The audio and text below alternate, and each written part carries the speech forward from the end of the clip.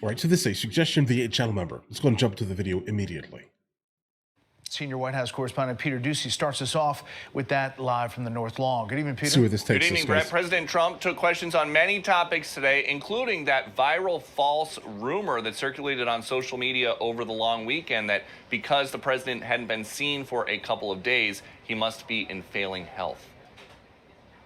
I was very active this Labor Day. And on top of crime reports from Chicago, 9 people killed, 52 wounded from Friday through Monday. I would love to have Governor Pritzker call me.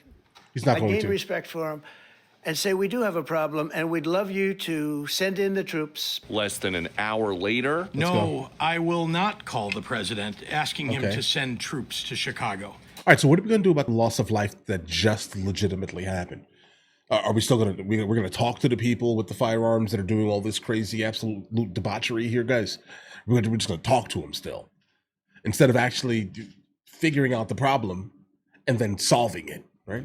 Instead of that, instead of getting the literal National Guard here in some of the highest crime areas where people are legitimately losing their lives, it almost seems like they are completely fine with the concept of loss of life here, because again, they're doing nothing to attempt to mitigate it. That's even as Pritzker admits he's used the National Guard to keep Chicago safe during major events. Some, like the Democratic National Convention last year, even required a limited deployment of the Illinois National Guard for broad security purposes. A California judge ruled today that the administration's use of the National Guard in Los Angeles in June was illegal. Part of the ruling says defendants, President Trump, Secretary of Defense Hegseth, and the Department of Defense deployed the National Guard and Marines to Los Angeles ostensibly to quell a rebellion. Yet there was no rebellion.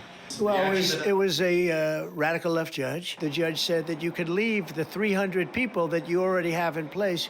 They can stay, they can remain, they can do what they have to do. Today's Oval Office meeting marked the first Q&A for the president since last week's deadly church shooting in Minnesota. We know that this country has a huge problem with school shootings. You've said that you're open to sending the National Guard pretty much anywhere. Would you ever consider sending an armed National Guardsman to every school? Well, we have a big problem. That's a lot of schools, guys. School shooting, but we also have thousands and thousands of schools that run perfectly. But I don't think so. And breaking late today, President Trump ordered a lethal strike on a boat full of drugs that was leaving Venezuela.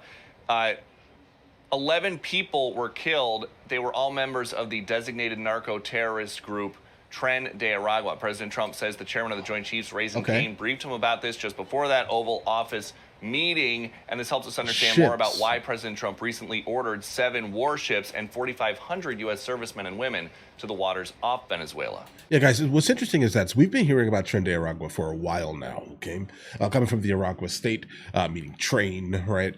But I'm not sure I even was able to kind of put it together that it is actually that like structured and large to the point where they're actually utilizing ships for the sole purpose of moving their products across their border, guys. I'm hearing that for the first time, and now I understand why like Washington specifically designated them as, you know, what they designated them as. If that makes any sense here, guys. Brett? Yeah, we'll show that video where it was taken down in just a bit. What is the president saying about this video, speaking of video, of bags being thrown outside of an upstairs window at the White House? You asked him about this today? What? President Trump says it is artificial intelligence.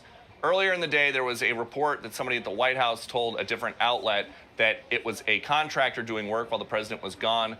When we showed President Trump the video for the first time, he said that's not possible. Let's see the video. I want to see it. Let me see it.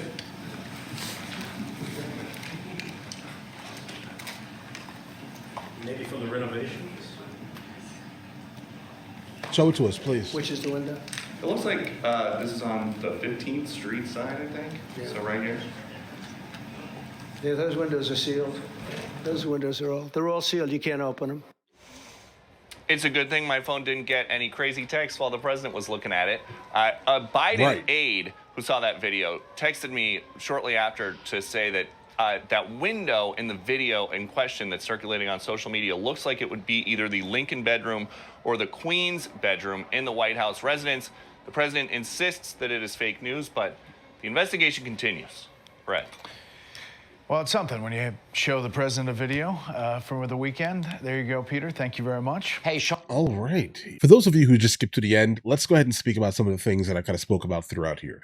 Now, we've been hearing about Tren de Aragua for a while. I never actually knew that they were anything more than just some like barbaric, street fraternity. I never knew that they were that, kind of put together to the fact where they're actually utilizing ships.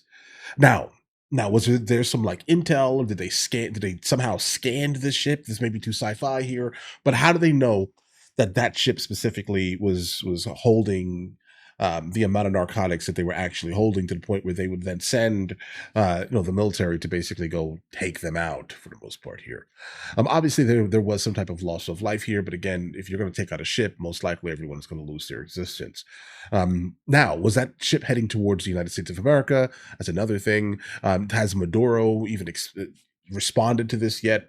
I would love to hear his excuses, right? Because again, I generally do not trust people that run countries in the way that they run that specific country here, guys. And that may sound terrible, but guys, if you're going to do this to your people the way you're doing it to your people, then I really truthfully believe that you are only here for the sole purpose of kind of funneling money from like the big bad guys, basically.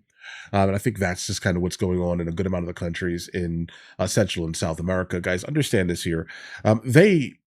They were never bad. Okay, I want to go ahead and point this out here.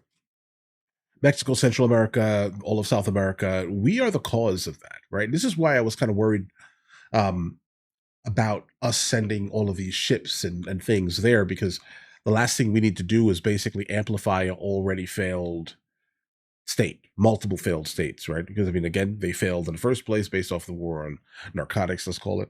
And we kind of started putting in our own people to run things in countries and not really caring about the benefit, and honestly, to the detriment of the people in some of these countries, right? So the last thing I want to do is make a war on narcotics 2.0 type of scenario here.